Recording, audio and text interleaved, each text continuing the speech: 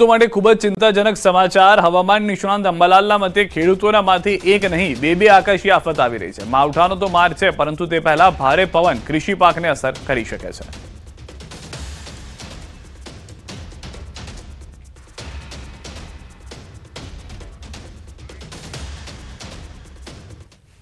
સિઝનનો strong western disturbance આવી રહ્યો છે।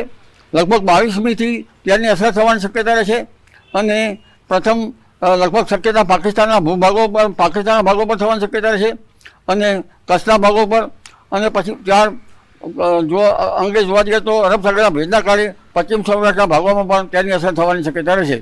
તેની અસર ખાસ કરીને દેશના ઉત્તરીય પર્વતીય પ્રદેશોમાં સખ્ત પવનના તોફાનો, ગાજવીજ, કરા પડવા અને લેન્ડસ્લાઇડના બનાવો બનશે। લગભગ તારીખ 28 સુધીમાં એક બીજો 25-26 તારીખે આવી રહ્યો છે અને બંગાળના ઉપસાગરનું જે સિસ્ટમ બંગાળના ઉપસાગરનો ભેજ પણ લગભગ છેક મહારાષ્ટ્રના ભાગો અને પૂર્વ મધ્યપ્રદેશના ભાગો સુધી પહોંચવાની શક્યતા રહેશે। જ્યારે અરબ સાગરનો ભેજ પણ સૌરાષ્ટ્રના ભાગોમાં થઈને દક્ષિણ ગુજરાતના ભાગોમાં કંઈક અસર કરતો આ બંગાળ ઉપસાગરમાં બંને સિસ્ટમો મર્જ થઈ અને સાયક્લોનિક સર્ક્યુલેશનના કારણે તે લગભગ 25-100માં મર્જ થવાની શક્યતા છે। એન્ટી સાયક્લોન જે બન્યું હતું એ લગભગ પૂર્વ ભારત તરફ ખસી જશે। આથી આ વેસ્ટર્ન ડિસ્ટર્બન્સના કારણે ભારે વરસાદ થવાનું ઉત્તર ભારત સહિત રાજસ્થાન સુધીમાં રહેશે। કોઈ ભાગમાં 50 મિલીમીટર તો કોઈ ભાગમાં 100 મિલીમીટર જેવો વરસાદ થશે। ભર શિયાળે જાણે ભાદરવાનો વરસાદ આવ્યો હોય તેવું જણાશે। ગુજરાતના ભાગોમાં, ઉત્તર ગુજરાતના ભાગોમાં પણ હવામાન પલટો થશે। પશ્ચિમ સૌરાષ્ટ્રના ભાગોમાં પણ હવામાન પલટો થશે। તટ ભાગોમાં કમોસમી વરસાદ થવાની શક્યતા રહેશે। કમોસમી વરસાદ લગભગ ઉત્તર ગુજરાતના ભાગો, બનાસકાંઠાના ભાગો, સાબરકાંઠાના ભાગો અને કંઈક પંચમહાલના ભાગમાં રહેવાની શક્યતા રહેશે।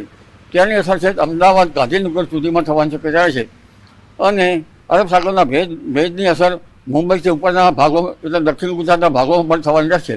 ત્યાં પણ કંઈક કમોસમી વરસાદ થઈ શકે।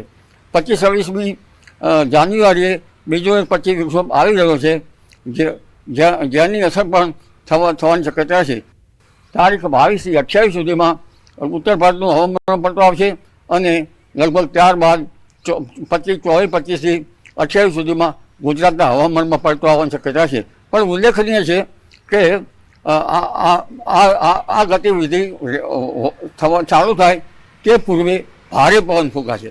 લગભગ પશ્ચિમ સૌરાષ્ટ્રના ભાગોમાં સામાન્ય પવન 30 કિલોમીટર જેટલો પર અવર અને વિન્ડ ગસ્ટ 43 થી 43 ડિગ્રી સેલ્સિયસ 43 ડિગ્રી પર અવરનો પવન ફૂંકાવાની શક્યતા રહેશે।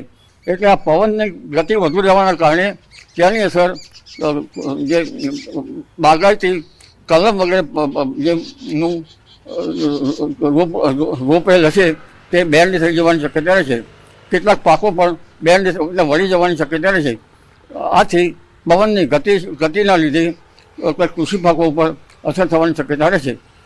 ત્યારબાદ ફેબ્રુઆરી માસમાં પણ હવામાનમાં વારંવાર પલટાવ છે, કારણ કે સામુદ્રિક પેરામીટરો સાનુકૂળ થઈ રહ્યા છે। એટલે ફેબ્રુઆરીમાં પણ માવઠું થવાની શક્યતા રહે છે।